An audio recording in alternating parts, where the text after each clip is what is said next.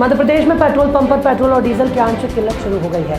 ऐसे में एमपी के कई पेट्रोल पंप ड्राई हो गए हैं। बताया जा रहा है कि ड्राइवरों की हड़ताल की वजह से ऐसी स्थिति बनी हुई है। पेट्रोल पंप संचालकों का मानना है कि यदि हड़ताल ने और जोर पकड़ा तो आने वाले दिनों में कई और पेट्रोल पंप ड्राई हो सकते हैं। मध्य प्रदेश में जिस तरह मुख्यमंत्री डॉक्टर मोहन यादव का नाम अचानक सामने आया, उसी तरह मंत्रिमंडल का विस्तार और फिर विभाग वितरण भी आश्चर्यजनक रहा। मुख्यमंत्री डॉक्टर मोहन यादव के पास कई प्रमुख विभाग हैं। मुख्यमंत्री डॉक्टर मोहन यादव ने विभागों का विवरण करते हुए सभी मंत्रियों को निष्ठापूर्वक जनहित में काम करने को लेकर शुभकामनाएं दी है। 22 जनवरी को होने वाले अयोध्या में राम मंदिर प्राण प्रतिष्ठा आयोजन को लेकर भी तैयारियां जोर शोर से पूर्ण की जा रही हैं। इसी कड़ी में विशेष मेहमानों के साथ साथ श्रद्धालुओं के भी भारी संख्या में अयोध्या पहुंचने का अनुमान लगाया जा रहा है। वहीं दूसरी तरफ काशी के युवाओं ने एक ऐसा वॉर रूम तैयार किया जिसके माध्यम से 200 देश के राम भक्तों को जोड़ा जाएगा। आगामी लोकसभा चुनाव के लिए बीजेपी के खिलाफ विपक्षी ने अपनी तैयारियों को तेज कर दिया है। जेडीयू ने भी आगामी चुनाव के लिहाज से कई बदलाव किए।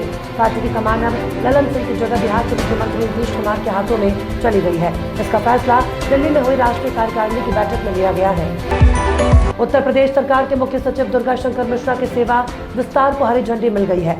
दुर्गा शंकर मिश्रा का कार्यकाल 6 महीने के लिए बढ़ाया गया। ये तीसरी बार होगा जब उनकी सेवा का विस्तार किया गया। 31 दिसंबर को उनका कार्यकाल समाप्त हो रहा था। ऐसे में एक दिन पहले दुर्गा शंकर मिश्रा के सेवा विस्तार पर केंद्र ने मोहर लगा दी। हाई प्रोफाइल आईपीएस अधिकारी रश्मि शुक्ला महाराष्ट्र की नई पुलिस महानिदेशक डीजीपी होंगी। सूत्रों ने यह जानकारी दी। शुक्ला वर्तमान पुलिस महानिदेशक डीजीपी रजनीश सेठ से राज्य पुलिस की बागडोर संभालने के लिए पूरी तरह तैयार हैं। रजनीश सेठ जल्द ही महाराष्ट्र लोक सेवा आयोग के अध्यक्ष के रूप में पदभार संभालेंगे। उद्धव ठाकरे ने मुंबई में पत्रकारों से कहा कि टिकट वितरण सुचारू रूप से होगा और उन्होंने कांग्रेस अध्यक्ष मल्लिकार्जुन खड़गे और पार्टी नेता राहुल गांधी से बात की है। इससे पहले संजय राउत ने यह भी कहा था कि सीट बंटवारे को संबंध में कांग्रेस के साथ उनकी बातचीत बिल्कुल शून्य से शुरू होगी, क्योंकि राज्य में उसके पास कोई भी सीट नहीं है। भारतीय नौसेना ने कारोबार की सुरक्षा के लिए कमर कस ली है। समुद्र के जरिए हो रहे करीब $1 ट्रिलियन के निर्यात और आयात की सुरक्षा का जिम्मा अब नौसेना उठाएगी। पिछले कुछ हफ्तों में लाल सागर, अदन की खाड़ी और सेंट्रल और उत्तर अरब सागर में जहाजों पर हमले बढ़े हैं। समुद्री लुटेरों ने अब कारोबारी जहाजों पर ड्रोन हमले शुरू कर दिए थे। भारतीय रिजर्व बैंक ने 2024 के आगाज से पहले ही अगले साल के पहले महीने की छुट्टियों की लिस्ट जारी कर दी है। आरबीआई के अनुसार अलग अलग त्योहारों, जयंती और राष्ट्रीय पर्व के कारण बैंकों में जनवरी में कुल 16 दिन अवकाश रहेगा।